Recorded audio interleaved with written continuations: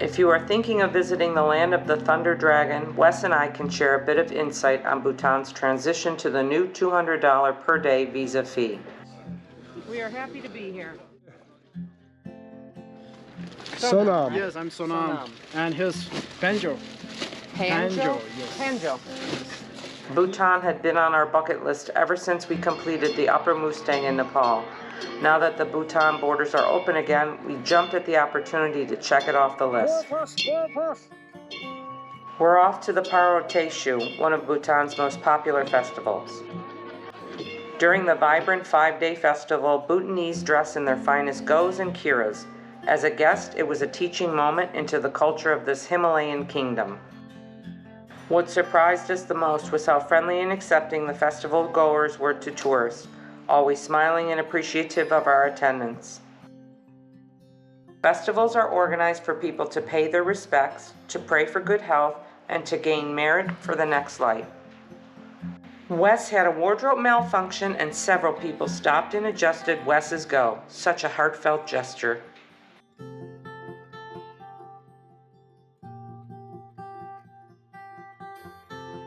Our first full day takes us to the Rizm Resort in Ha for some momos. Be sure to take Dramamine before getting underway as the road has lots of switchbacks. Our daughter Stephanie and husband John are joining us for the sightseeing portion of our adventure. We all joined together to hang specially blessed prayer flags at the Druk Path. On the way back to Paro from a wonderful lunch in Ha, we visited the Kila Nunnery, also called Chalela Gompa. It is not easy to access, but worth the effort. The nunnery is one of the oldest in Bhutan and is perched on a rock cliff. There is an old saying, less is more, and the vibe we got was that this country is not mass marketing to tourists. Before heading out to Thimphu, Bhutan's capital city, we spent the morning at day 3 of the Paro Festival. Today's festivities have moved to the outside courtyard. We watched the masked monks and laymen in colorful dress dance and perform, beliefs that are deeply rooted. It is no wonder why the festival is so well attended and why over time the tourist count will rise again.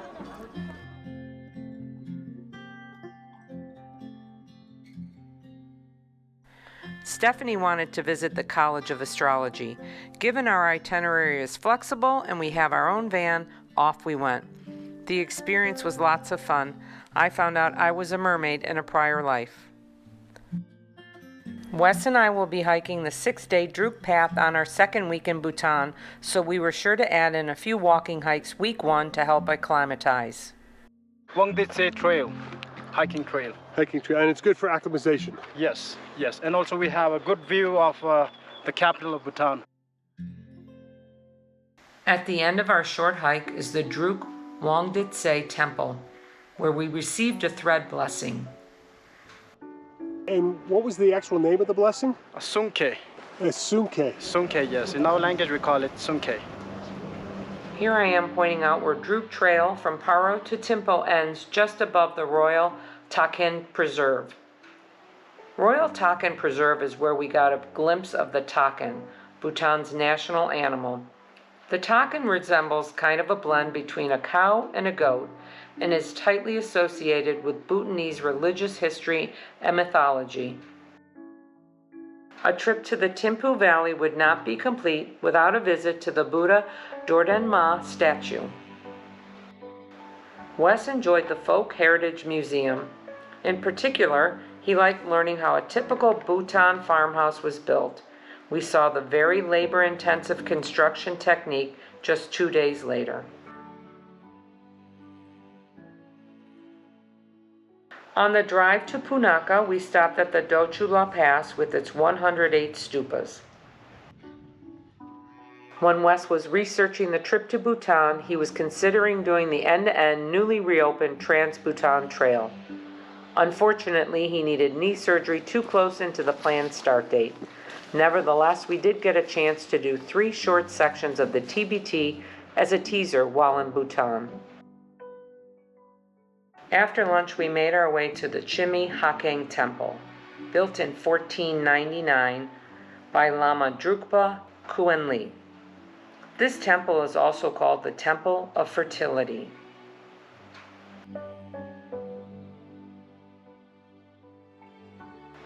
Our afternoon included a visit to the Punakha Dzong, built in 1637. Sonam pointed out that above the entrance are several hives of bees. Working with Ugan Dema, our Druk Asia tour specialist, we coordinated our schedule to coincide with an auspicious or holy day when the monks are in prayer. Close by, we picked up another very short segment of the TBT while crossing the longest suspension bridge in Bhutan, 160 meters across the Pho-Chu River.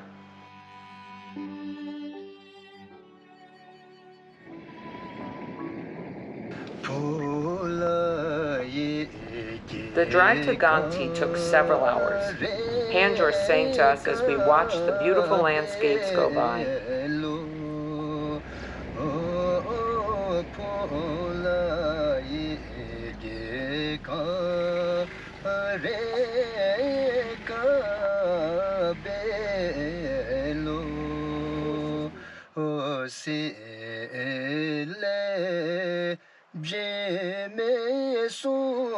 You can see the beautiful Himalayan mountain range that borders Tibet to our north.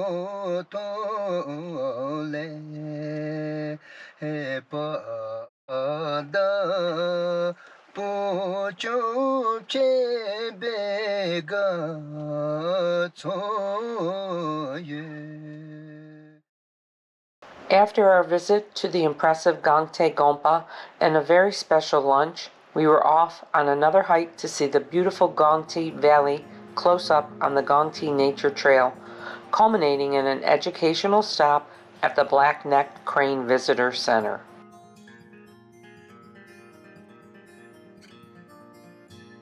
We checked in at the ABC Lodge, our favorite accommodation on the trip. We managed a home visit and asked Karma and Wang Chuk Dem their thoughts on the new fee structure. Thank you. Before the COVID came in Bhutan, our business was very good, and after that the new tariff started. It affected little bit. So just now all the people, they think the new tariff made difficult life for us. So from my point of view, slowly it will work and it will go nice, I think. So just now it is new, that's why people, they are little bit worried.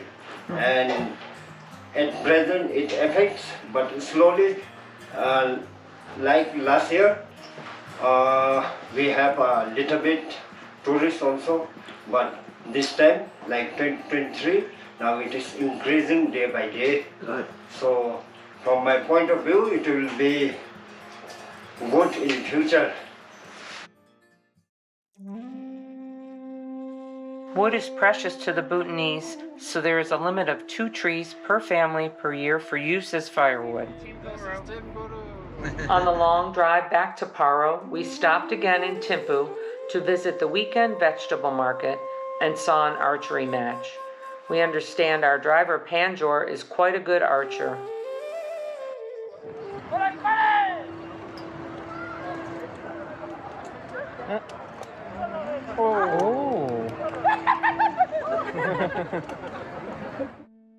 Be sure to stop here for some beautifully hand-woven treasures made by the locals.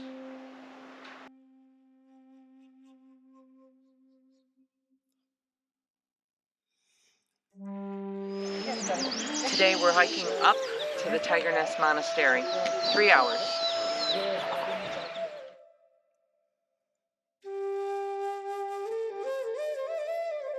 For those of you who wish to go it alone, sans the guide, driver, and organized packages, that is now possible, but with many caveats.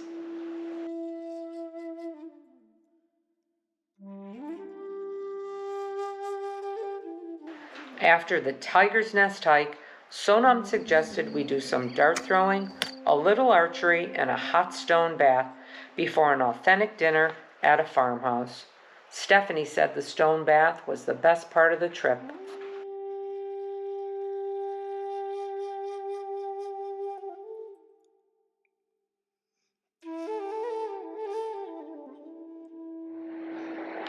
Hello, Kuzambola. So today, Wes and Dar asked me to comment on a new tariff that our government has increased to $200 per person per day. So the reason behind is because our policy is high value, low volume. So whatever the tariff we collect from the tourists, so our government, so they invest in restorations of hiking trails and better roads, making benches along the hiking trails and restaurants for the tourists wherever they go and visit the sightseeing. Please do visit Bhutan. I'll show you my beautiful countries. So I like hiking. Please come and hike with me. As we staged for the hike, we got an alert that there was new deep snow on our planned trek, and for the safety of the pack animals, we would need to divert from Jimmy Lang Show to Jane Show for Camp 3. Okay, for a hike, this is what we did. So from Paro, we drove to Adamchana village, and from there we hiked to Jelazong. So this is our first camp site, and from here, so we went to Tokam, and from Tokam we went to Janito, and from Janito we went to Lavana, and from Lavana we went to Pajuding, and from Pajuding we ended our trek in Thimphu.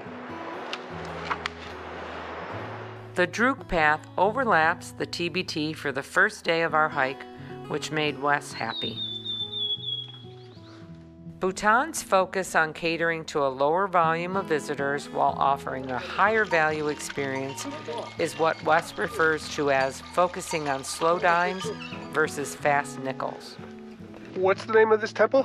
Jela, J-A? Jela, Jelazong. Very old? Yes, very old. It Very was old. built around the 15th century. Wow. Look at the mountains too, they're gorgeous. Gorgeous. I wish it was clear. It would be spectacular. This is an acclimation climb. Should get us acclimatized. We climb high, sleep low.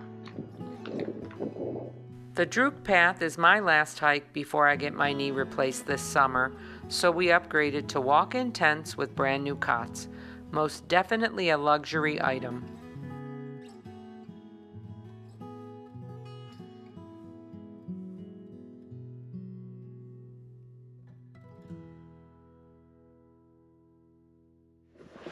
The prayer flags we hung just above the Jelazong were blessed by a lama in Temple 2 of the Tiger's Nest the day before as a special request by Sonam.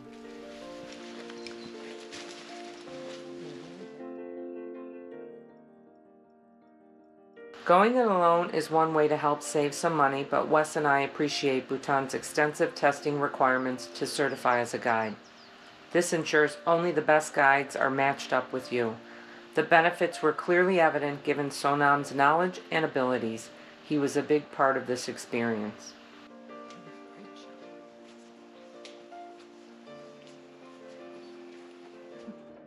Your lucky day, buddy.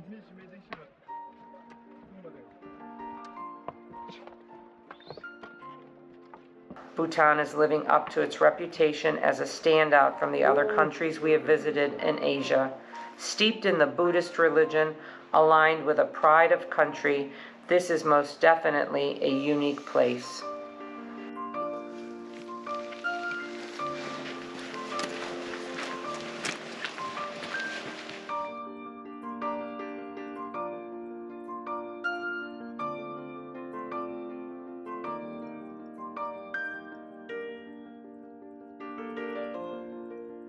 Super nice.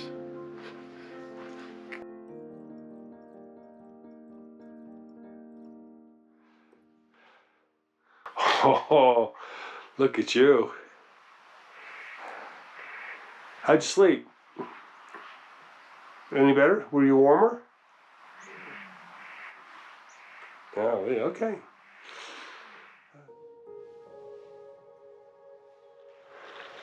Day 3, breaking down the camp. So from here, a little bit straight, and then we get down, and from there, we have to climb up.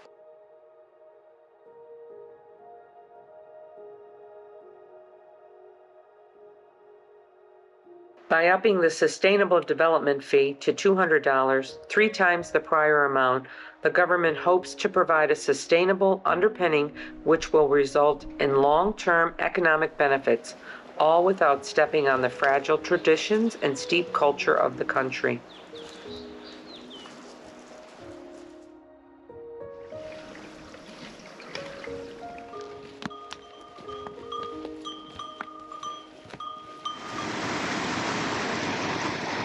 The thinking is Bhutan will be able to offer an enriched experience for the tourist, better paying jobs for industry workers, including guides, drivers, restaurant and hotel employees, all while slowing down the relentless pressures of time on Bhutan's cherished heritage.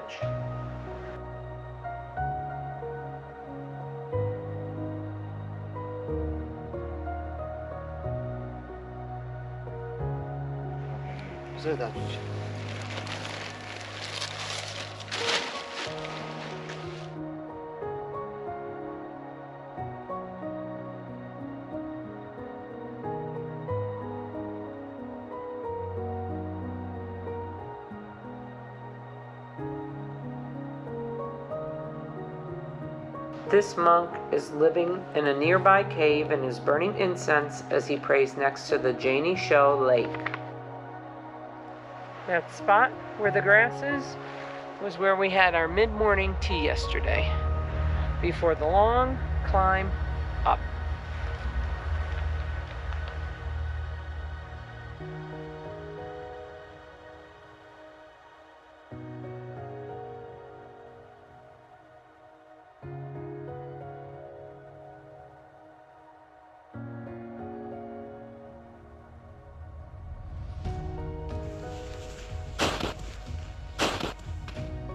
So here's the dilemma. Do you wait a year or two before coming to Bhutan as they shake off the cobwebs of COVID and ramp up to the benefits of the new fee program? Or do you take advantage of being on the leading edge of the enhancement transition?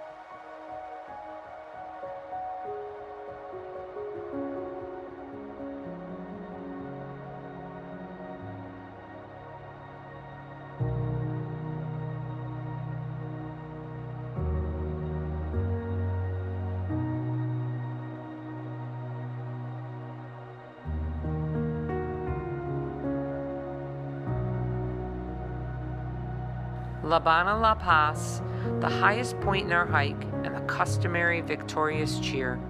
Hello! Hello!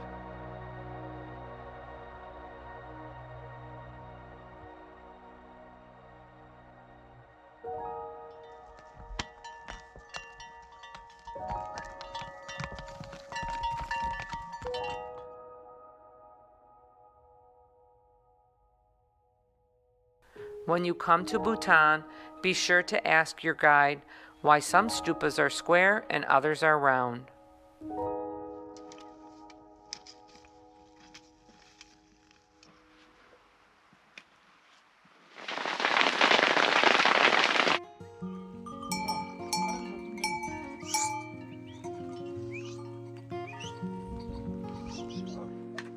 Perfect.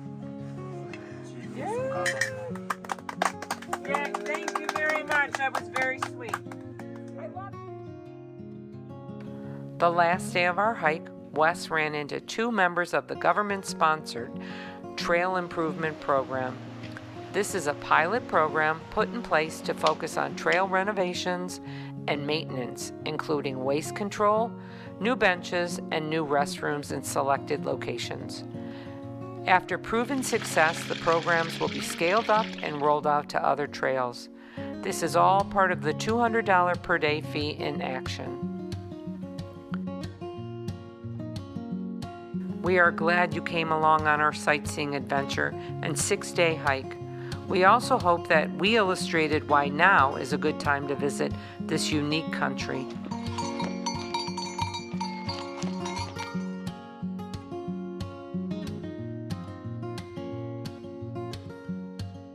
We're done. We're done. What a great 6 days, 5 nights. Yeah. Want apple? The best part of our experience was Sonam, our guide. We cannot overemphasize how good a guide and a person he was. You might consider asking Ugan Dema, our advisor at Druk Asia, for him by name. Panjo was superb as well and made for a great team member.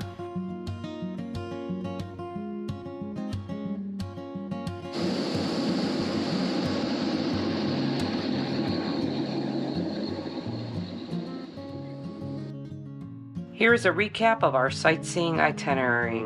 This is where we have an international airport in Paro. It is located in the western part of Bhutan.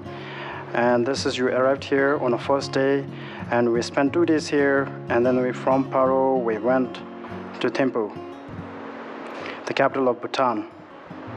And then from Thimphu we went to Punakha, and from Punakha we went through Wangdi Phodrang, and we went to Phobjikha Valley. So this is Phobjikha Valley, a beautiful place. And again, we came back from here back to Paro.